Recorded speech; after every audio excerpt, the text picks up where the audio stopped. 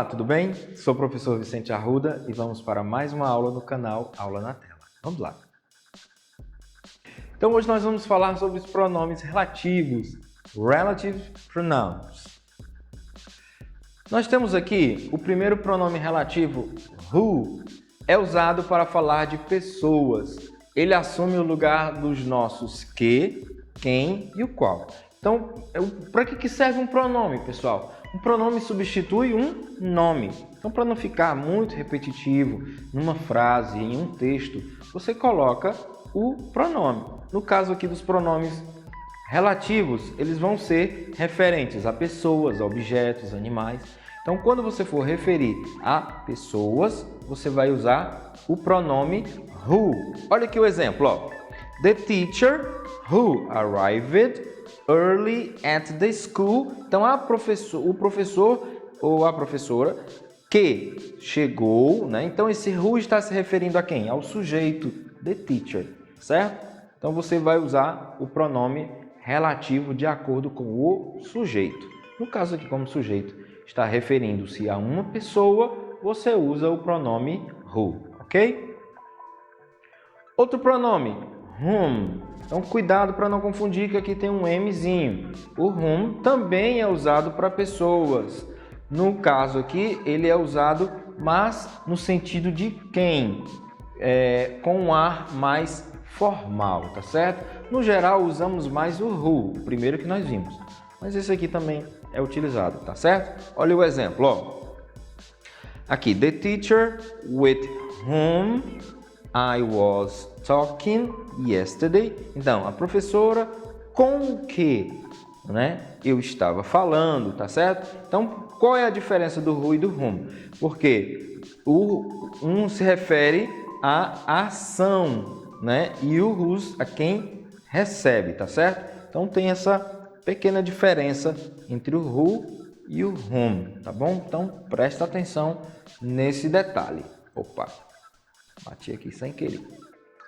O whose também é para pessoas, associado ao sentido de posse, como os nossos cujo ou cuja, tá? O whose também pode ser de quem, tá certo? The children whose parents are going to travel, ou seja, aqui ó, as crianças cujos pais estão indo, tá? Então, o whose vai ser no sentido de posse. Cujo ou cuja também pode ser de quem.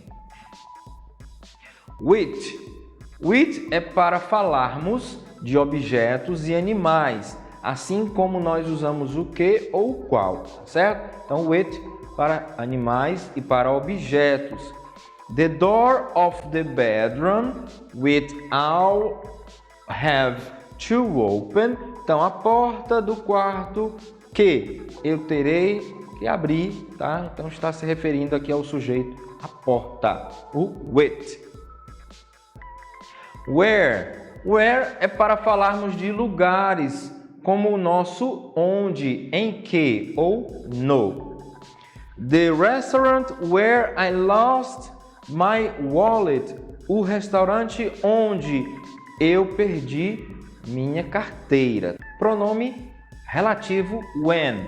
Quando é usado para falar de tempo, é equivalente ao nosso quando. I miss my high school when I was young. Eu sinto falta do meu ensino médio quando eu era jovem. Tá? Então, when, quando. That é usado para tudo, objetos, animais e pessoas. É o nosso que. The guy that I'm dating is so nice. O cara que eu estou namorando é tão legal. Então, aqui, ó, o that referindo-se ao sujeito, the guy. The phone that I lost, The phone that I lost was my mother's. O telefone que eu perdi era da minha mãe. Bom? E aqui nós temos a tabela com a tradução, mais uma vez, dos pronomes relativos. Who, quem, que ou qual. Lembrando que who refere-se a pessoas. Whom, quem, também refere-se a pessoas. O whose, que é o cujo, cuja, cujos, cujos, também pode ser de quem, também referindo-se a pessoas. With, que, o qual ou o que, referindo-se a objetos ou animais.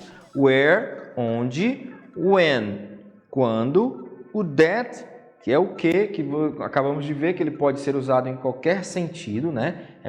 Referindo-se a tudo, pessoas, animais, objetos. E o what, que é o que ou também o qual, tá bom? Então, como você vai observar aqui nessas duas tabelas, né? Tanto a tradução e o uso desses pronomes relativos, tá? De acordo com o sujeito. Se o sujeito é um animal, uma pessoa, um objeto, você vai utilizar o pronome relativo adequado. Ok? Então vamos ver aqui uma atividade, um exercício. Ó. Crie situações escritas em que você precisa usar os pronomes relativos. Liste no seu caderno ao menos uma situação com cada pronome, tá certo? Então veja uma frase que você pode criar utilizando os pronomes relativos, tá bom? Valeu, galera! Até a próxima aula!